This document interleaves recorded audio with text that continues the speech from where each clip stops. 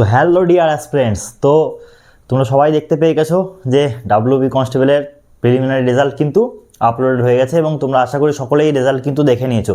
আমি to the point আজকে কথা বলবো, একদম ছোট্ট ভিডিওটা বানাবো এবং ছোট্ট কয়েকটা ইনফরমেশন তোমাদের দিয়ে আজকে ভিডিওটা সমাপ্ত করে দেবো। সকলের রেজাল্ট পেয়ে সকলে খুব খুশি, সকলে নিজের মা বাবাকে জানাও, সকলে নিজের প্রিয় পরিজন যারা যারা আছে সবাইকে জানাও। এই খুশির দিনটা তোমরা উপভোগ করো, এটাই চাই। জাস্ট কয়েকটা ইনফরমেটিভ কথাবার্তা তোমাদের বলার আছে, তাই আজকে এই সময় ভিডিওটা করা, তা না হলে রাতেবেলা আমিও ভিডিও করতাম না। দেখো, বেসিক্যালি আমি যে কথাটা প্রথম থেকে বলে আসছি যে যে ডেট করা আমি বলেছিলাম 25 তারিখ বড়দিন, রেগুলার আমরা মানাই। 26 তারিখ তোমাদের কাছে বড়দিন হবে, 26 তারিখ তোমাদের কাছে বড়দিন হয়েছে। 26 তারিখ দিনে কিন্তু তোমাদের কাছে অ্যান্সার কি এসছে তোমরা কিন্তু দেখতে পেয়েছো, রাতে হলেও এসছে, রাত একটা কাছাকাছি সময় হলেও কিন্তু ওই দিনকে অ্যান্সার কি এসছে। এবং আমি সেই দিনকেই বলে দিয়েছিলাম যে তোমরা শনিবার রবিবার দিনটা তো অ্যাজ ইউজুয়াল বন্ধই থাকে এবং সোমবার পর্যন্ত ওয়েট করে যাও। আজকে কিন্তু সোমবার, এখন হয়তো সম্ভবত 9টা 9:30 বাজতে চলেছে। রেজাল্ট কিন্তু ভাই এসছে, আমি আজকে সকালবেলাও দাবা ঠুকে বলেছিলাম যে না ঠিক আছে, আজকে কিন্তু দিনটা তোমরা একটুখানি ওয়েট করে যাও, এবং আজকের দিনে তোমরা ওয়েট করেছো ধৈর্য ধরে, এবং আজকের দিনে কিন্তু ভাই রেজাল্ট এসছে। দেখো, এবার আমি পরের যে কয়েকটা ইনফরমেটিভ কথাবার্তা সেটা বলার আছে, সেটা হচ্ছে দেখো 17 তারিখে একটা তোমাদের নোটিশ দেওয়া হয়েছিল যেখানে কতগুলো ডকুমেন্টস কিন্তু তোমাদেরকে রাখতে বলা হয়েছিল। তো ভাই এখানে ওই ডকুমেন্টসগুলোর কথা বলা হয়েছে আজকে নোটিশে, এবং বলে দেওয়া হয়েছে কিন্তু যে এই ডকুমেন্টসগুলো রেডি রাখতে তোমাদের পিএমটির আগে কিন্তু এই ডকুমেন্টসগুলোকে আপলোড করতে হবে। তো অবভিয়াসলি যারা এই ডকুমেন্টসগুলো আপলোডেড হয়নি তারা কিন্তু খুব শীঘ্রই এই ডকুমেন্টসগুলো তৈরি করে ফেলো এবং ডকুমেন্টসগুলো রেডি রাখো এবং ডকুমেন্টসগুলো আপলোড করার জন্য রেডি হয়ে যাও। আর তার পরবর্তী কথা হচ্ছে 8 তারিখ থেকে তোমাদের মাঠ হতে চলেছে, যেটা 5 তারিখ থেকে হওয়ার কথা ছিল সেটা 3 দিন লেট হয়েছে, 8 তারিখ থেকে হচ্ছে, যেহেতু রেজাল্টটা একটু ডিলে হয়ে গেল কয়েকটা 3-4 দিন একটুখানি সরিয়ে দেওয়া হয়েছে। তো ফার্স্ট উইক থেকে কিন্তু অ্যাজ ইউজুয়াল মাঠ হচ্ছে, এবং যারা এখনও পর্যন্ত প্রিপারেশান ঠিকঠাকভাবে করোনি কালকে থেকে ভাই লেগে পড়ো, আর সময় নেই, দিন দুপুর কিচ্ছু দেখার দরকার নেই, সারাদিন মাঠেই পড়ে থাকতে হবে। এখন মাঠ সেইভাবে করতে হবে, মাঠ প্র্যাকটিস করে মাঠ পাস করতেই হবে। আর এর সবথেকে বড় বিষয় সেটা হচ্ছে আজ সকালে কথা বলেছিলাম কেস নিয়ে, যারা আর কিছু বলবো না আমি এই বিষয় নিয়ে, অনেকে অনেক কুমন্তব্য, খারাপ মন্তব্য, বিভিন্ন রকম কথাবার্তা বলেছে, ভাই আর কোনো কথা বলবো না।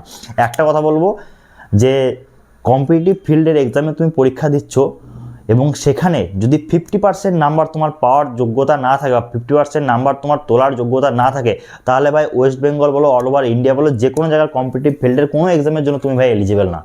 আজকে কাট আপ অনেক কম গেছে, মানে অনেক কম গেছে। ইউআরদের কাট আপটা একটু হাই দেখালেও 48 কাট আপ গেছে।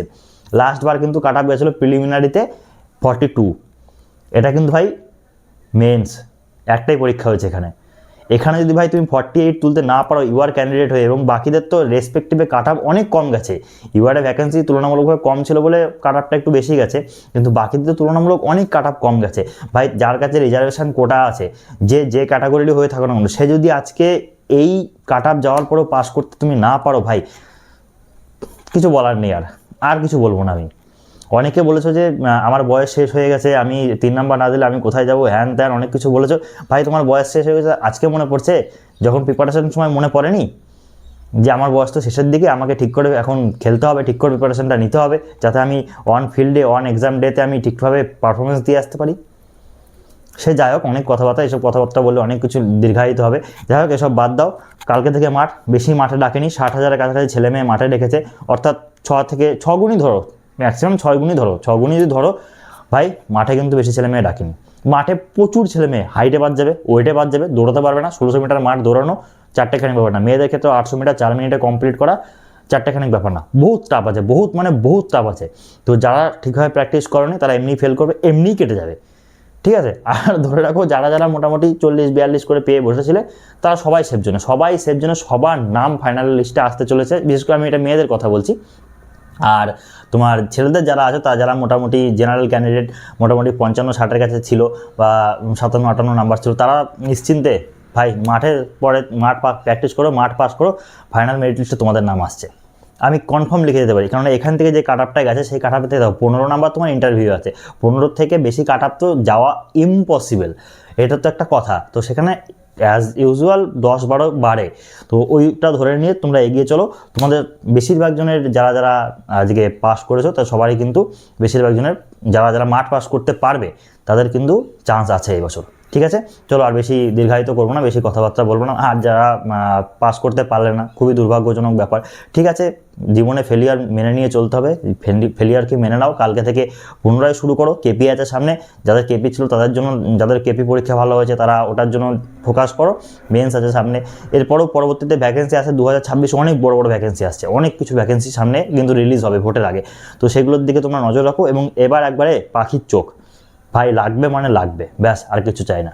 তো এইভাবে এগিয়ে চলো, সাকসেস তোমার আসবেই। আর সাকসেস বাজ এইভাবে এগিয়ে যাবে। আগামী দিনে তোমরা সাকসেস বাজকে আরও বেশি করে সাবস্ক্রাইব করো, সবার মধ্যে শেয়ার করো, সঠিক ইনফরমেশান সঠিকভাবে প্রোভাইড করো ভাই।